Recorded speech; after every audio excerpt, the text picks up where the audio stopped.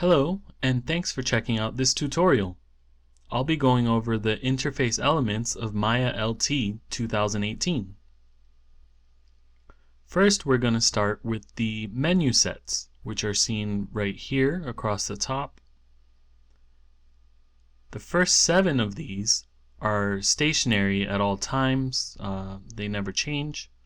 However, the rest of them they change according to which workspace you have open at the moment. So right now I have modeling open. If I change it to animation, you see you get key, playback, visualize, deform, and say shading, you get lighting and texturing, all that. Okay, here in the file menu, it's the basic stuff that you see in most programs. Save scene, that's one of the most important ones you'll ever have to use, of course. Then there's import and export, sending files to Unity, set your project, that's also important for organization. Then let's see, there's undo and redo within the edit menu. There is cut and copy and paste, delete by type, history, all these good things here. Here in the create menu you can make polygon primitives, NURBS primitives, lights and cameras, curves, locators, a lot of other stuff too. I'm not going to go through all of them, but you can just see all the different options that MayaLT gives you within these. Here in the modify menu, these are different options that you can use to modify objects. And display, I end up modifying my grid sometimes, and I definitely use the heads up display, which is this set of numbers over here. Helps you keep track of your polygon counts. Here in the windows, there's a lot more editors and different dialog boxes that you can use to modify elements. Your preferences are also here in the windows as well. You can modify a lot of different things within the preferences. They have a lot of different options. And here's where the modeling menu set starts. You can use all these to modify your objects. And next we have the status line. You can change which workspace you're working with here. They also have shortcuts for opening new scenes, opening existing scenes, saving the scene, undo, redo. You can select by hierarchy, or the default is select by object type. That lets you go into the components that operate, the components that make up polygon objects. Here you see I have this skateboard loaded up. It's something that I modeled recently for another tutorial, and you can see the wireframe when it's selected here. The component mode allows you to, if you right click on the object, it'll bring up this marking menu, and you can go from edges, see it lets you select the edges, or vertices. You can select vertices, move them around, whatever you need to do. Or you can use faces. You select faces, move those around, whatever. You can go back to object mode. There's also UVs, multiple types at a time. So let's just go back to object mode. And here, select by type. You can pre-select which type of which component type you want to select up there. It's basically the same thing as using the right mouse button over the object, except the right mouse button's a little bit quicker. Here you can choose which type of object you want to select. So like say if I turn off the geometry option, it will not let me select a geometry type object. See, I'm clicking there, nothing happens. Turn it back on and I can select. Over here we have the snapping options. You can snap to grid. Let's see, it'll snap it to the points on the grid there. Or you can also snap to vertex. So say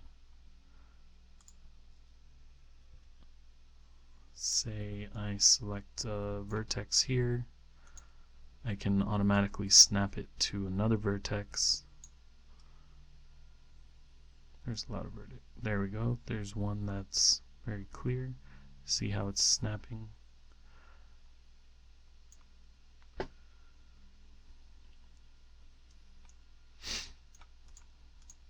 You can also make the object live, which is good for topology, retopology rather.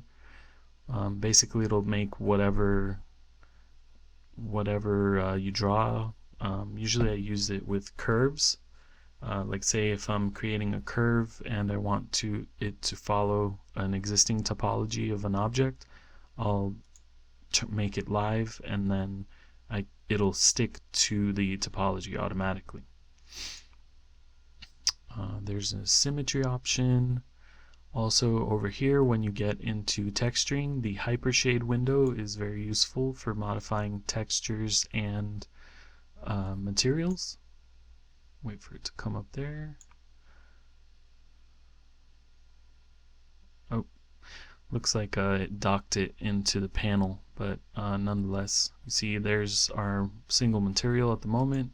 Has space for textures, utilities, lights, cameras, all this good stuff. Let's undock it and get rid of it. Okay, and over here at the end you have some more options. This is the tool setting. Oh no, actually the modeling toolkit, which is very handy when you're modeling. It puts together a lot of the modeling tools for quick access. Then there's a character controls, that's for animation. Not really relevant now. The attribute editor is very handy as well. Sort of like the behind the scenes menus of an object's properties. You get tessellation attributes, tangent space, all this good stuff here. And if you go to the end of the tabs here, the last one is always the assigned material. So you can find the material of the object to add textures and all that stuff here in the attribute editor whenever you need it. And next is the tool settings. Here I have the move tool selected, so it gives me all the options for the move tool. And soft selection is very handy as well too. Say I want to move a vertex, but I want to also move the surrounding vertices as well. Turn on soft select and it will give you a nice gradation. Let's turn that off. And then basically any tool that you're using at any time, it gives you the options for those as well here in the tool settings. Okay, turn off tool settings. Let's show you the channel box. Here the channel box is one of the most used portions of the MayaLT interface. It gives you different values for each object, such as its translate position in XYZ space, also the rotations, and the scale values, and whether the object is visible or not. So right now we have the scale tool. I'll just scale this object in the X direction. You can see the value changes here automatically, and if you highlight the value and middle mouse button click in the panel, it also allows you to modify the value there as well. And also, if you want to just type it in, you can do that too. And for another useful thing here in the channel box, if you create a primitive object, I'll just bring it over here, make it a little bigger, make our sphere a little bigger.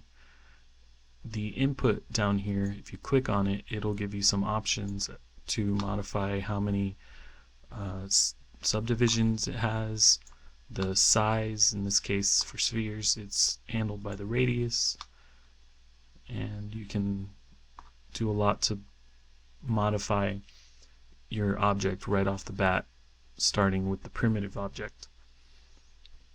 Okay, let's delete that guy there.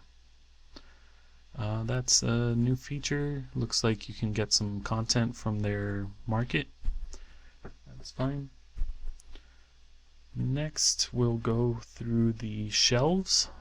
Here you have various tabs for different shelves that are all shortcuts to various operations that are also in the menu sets up here. I usually stick to the poly modeling since most of what I do is modeling with a little bit of texturing. Here are the primitives. You can just create whatever primitives you want. Excuse me. Create whatever primitives you want. Move the skateboard there out of the way, and you can see that we have created a bunch of primitives here.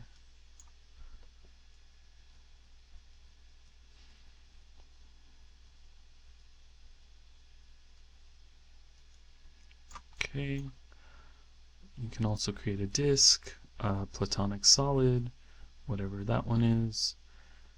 Here for center pivot, that's a very handy tool. If you want the pivot of the object to go to the center of the object, just click that and it'll go right there.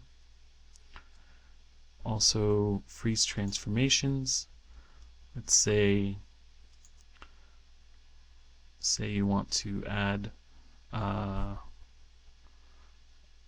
you want to modify it in some way. Here we go, smooth. Say you want to modify your object in some way, you go ahead and add it, and there the modification has been put on. You can see it's a lot smoother than it was, but right over here you get the input, and this information is still taking up memory. So once you've modified an object several times, you might want to get rid of these inputs to free up that memory. Well, you just go over here and hit delete by type history, and it's all gone, and it frees up your computer to process other things by doing that. Let's go ahead and take off that smooth. Okay, and then this one is also very handy. It's freeze transformations, basically zeroes out all these values. If I hit it here, you'll see translate goes to 0. And then over here, these are different operations for modifying your geometry. I tend to use some of these sometimes. You combine two different objects into a single object. You can extract polygons. You can mirror one side of an object so that you get a symmetrical looking object, and it saves you time by only having to model half of the object. You can smooth, that's the one I just did. Reduce, extrude, that's very useful all the time. I'll just show it to you here real quick. When you extrude, hit that, and basically whatever face is selected gets extruded out. Gets more faces on the sides, and you can basically make new shapes. Go back to object mode.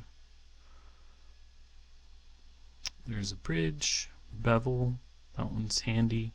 Merge vertices and border edges, that's handy for combining vertexes when you're trying to put objects together into a single object. A lot of these. This is a new one that basically turns any selected faces into a circle. Well, that didn't work out that nicely, but maybe, let's see.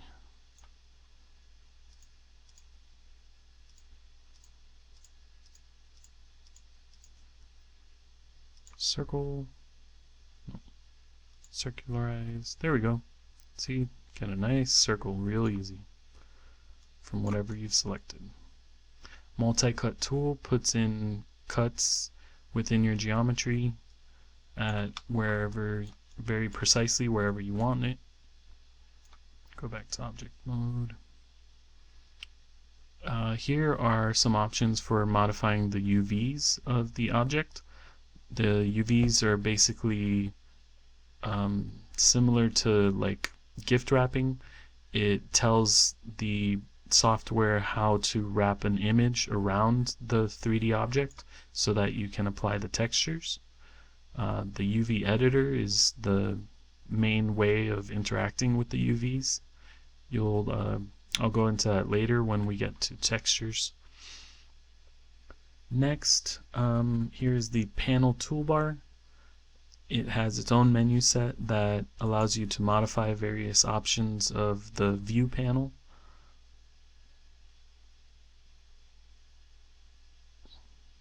You can change the type of the view panel here. Right now it's in perspective view. You can also go to a front view or side view, what have you. And here you can isolate an object so that all the other objects are hidden, or you can just select which types of objects you want to have shown at the moment, which type of lights you want, whether you want wireframe, smooth shaded, how you want the object displayed basically. And then underneath here, these icons are basically shortcuts to a lot of the options that are seen here.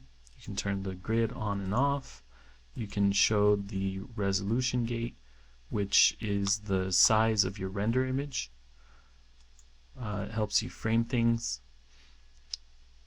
You can turn the wireframe on or shaded, or you can have wireframe on shaded.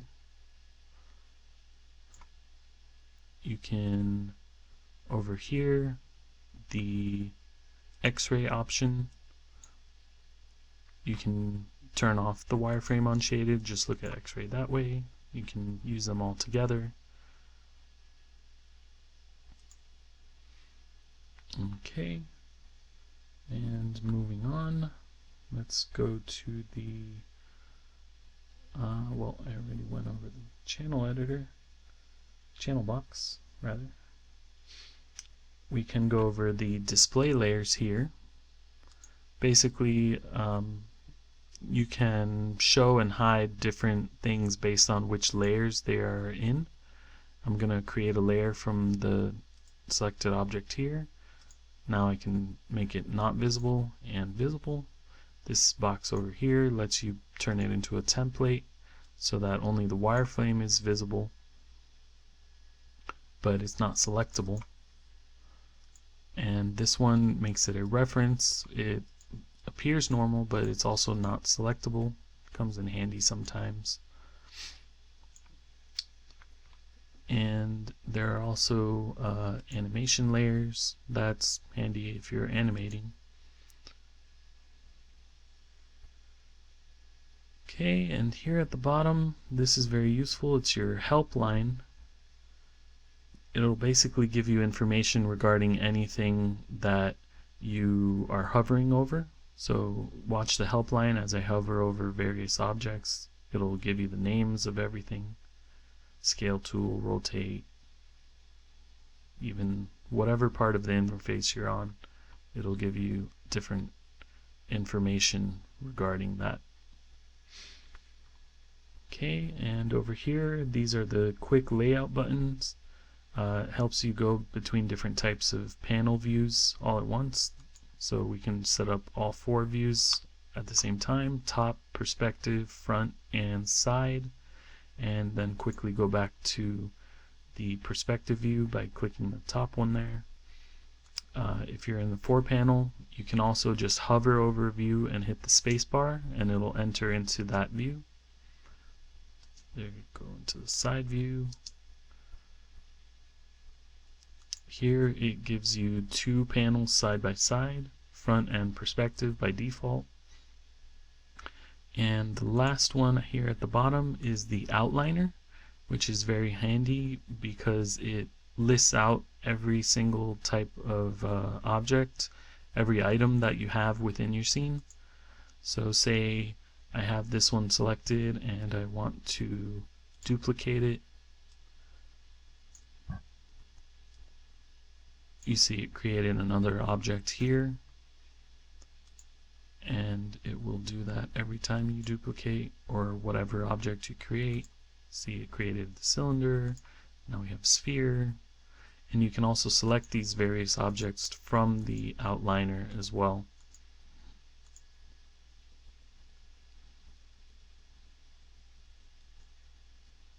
Okay, undid all those.